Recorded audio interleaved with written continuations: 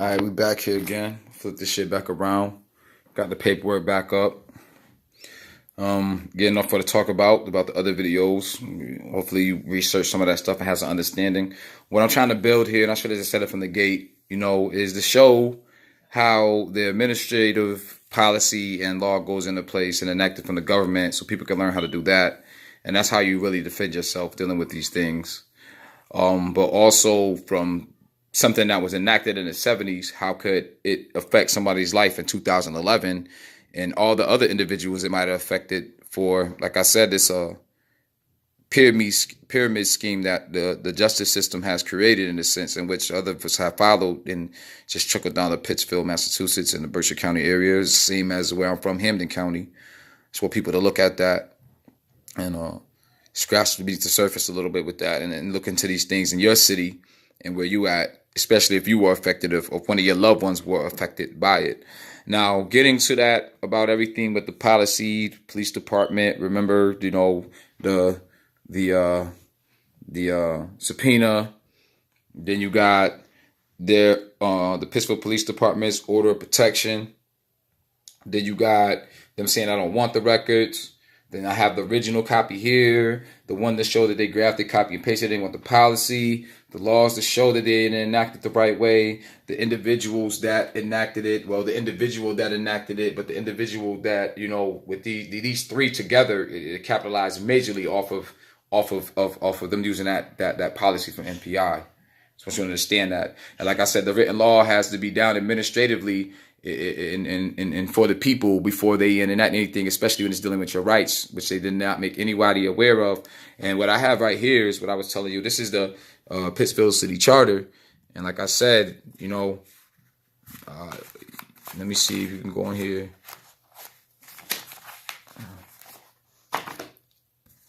Comparative codes.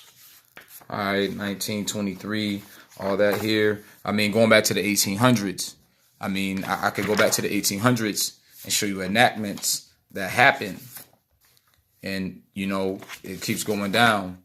These are all these years for acts and establishments. If it came down to them voting on it, it would have been an act or relative to the response or whatever.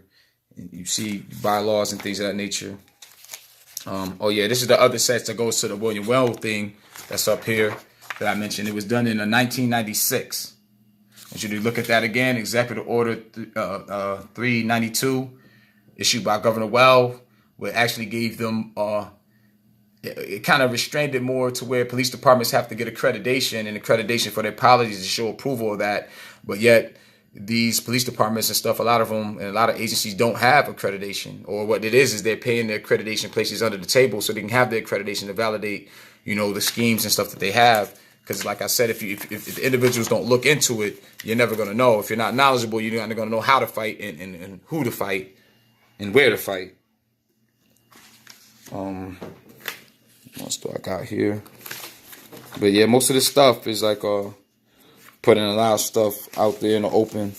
I just hope somebody can take it to defend themselves, use it to help somebody else. Get past that point with those things there. So get into like I said, I put a lawsuit in about that against the Pittsfield Police Department and all, handwritten.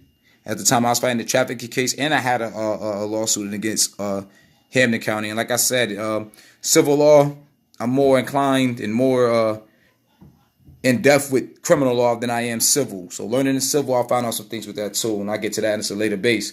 But this is the docket number for that I filed myself pro se. And through times and litigations and things, the time frames, I couldn't keep up with this and also be fighting with my freedom. And like I said, with no support, things are kind of hard, but I still tried. At least I got that in there so people can read what I'm talking about dealing with these policies. So it's already on there for public record for what I've done. So I didn't have the help to be inclined to do that. But I'm still affected by that now. I'm still using this precursor in a sense in my formal lawsuit against the state, the Commonwealth of Massachusetts. This right here, writing letters to the office to get copies and responses. They're telling me that, regarding procedures and policies, police departments are not under the guidance of the Office of the Secretary of State. This office has not been given authoritative or authorization rights over any police department in the Commonwealth of Massachusetts. Information and assistance you receive will come from an attorney or a judge. I keep writing them in reference to everything there. Different letters. This the supervisor of records. This one, another letter I have here of concern about the issue to William Galvin. Another letter I wrote to William Galvin explaining everything and about our laws and how it's more stringent and everything there. You wrote everything there dealing with it. I mean, if people want copies of these letters, I can send these letters too, but these letters should be held by the state secretary, and these also should be public documents, public records. I would assume so. He's the treasure keeper of the state, in a sense, with all public documents and records. I also have a letter here from, spelled my name wrong, state senator at the time, John Kerry. He's telling me he knows about the situation. However, I regret to inform you that I'm not able to be of service to you at this time. The Massachusetts Administrative Procedure Act was passed in 1954 legislature. As I represent the Commonwealth of Massachusetts and as the United States Senator on the federal law, I have no jurisdiction over legislation in the state legislature. I am able to dictate actions or be involved in matters related to federal, state, or local agencies. Huh?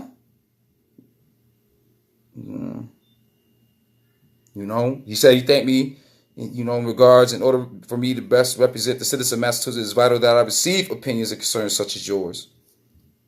But he's saying he can't help me. I want people to look at that. This is also another letter I wrote to the records personnel of the Municipal Police Institute. Never got a response back from them at all about anything. It's another letter I wrote to the Chief of Police of Pittsfield. This is another letter to the records request officer before I had got the subpoena in, or it took a little while to get the records from them. I'm putting all this stuff out here so you can look at it. It's all public record. My life is public record. I have no secrets, and I learned that life is about time and secrets, but I have none. And these individuals have secrets. Trying to stand up on my own, because if more people jump on this and more people fund their finances this, if you have all these people doing all these illegal activities, what are we doing? You fund your money the right way, you can make things work. And this is how, our ancestors, even in America, were doing things before Reconstruction really tore us down. We were building up, invested in our own communities, city solicitors, mayors, towns governed by us, ran by us.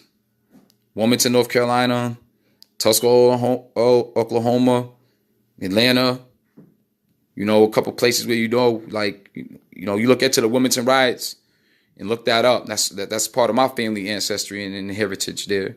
And then you look up East Arcadia, North Carolina, and you look at that family history there. Most of the land there is black owned, black ran, black mayor, black legislature. Even though it's a small town, you got to understand what the individuals were doing at that time. They put all their money together and pulled together to buy it from the plantation owners so they can have their own. Now today, people just want to give up the land that people work so hard for. And I don't think that's right. On this next reel, I have all my record and all the cases that I have done that I worked on. And I got to give a big shout out before I start to Molly Ray and Strayhorn. She really helped me with a lot of things there. And even though her name might be on paper, she'll tell you herself that I was the agitator and the orchestrator of a lot of things that happened. Being locked in prison, with no support, you need legs and mouth and eyes and ears for you to move and operate. And on the basis of the state, that's what I used her for. But she also used me for the information and knowledge I have to help her build on her career with her credentials, learning something from somebody that doesn't have that credential, but has that smarts. About to go ahead and cut to the next reel. If anything anybody want to know, like I said, my numbers, I should have put that out there before. My telephone number is 413-285-9517. You can hit me up by email at lowercase, small case, if that tally, TALLEY, at 01109 gmail.com. And whether if it's a negative, whether it's a positive, I don't really give a damn. I'm going to take the positive out the negative anyway and show the light to it, because it's all facts, and everything I speak is going to be fact. And it's been that. And people get mad at us sometimes they can't accept the ugly truth. But what I'm gonna do is I'm gonna expose them. I'm gonna expose their mind and reprogram that. Because their Pentium ain't working. Their Pentium working for the wrong reasons, the wrong things, or it got dust on it. It ain't working fast enough to understand what's going on here right now and how all the manipulation is going on behind the scenes while you worry about struggling. But you're not worrying about attacking the source that's making you struggle. And this is what I'm doing. And this is I want to show you how you do it. Because I know these people are going to be inclined to try to do something with me. Some type of way they're going to try to get rid of me. So before they try to get rid of me, I'm going to leave a blueprint here for, I don't care if it's just one person to follow. Take what you can from it and run with it. And pass that baton on to others so they can run with it. Catch you on this next reel.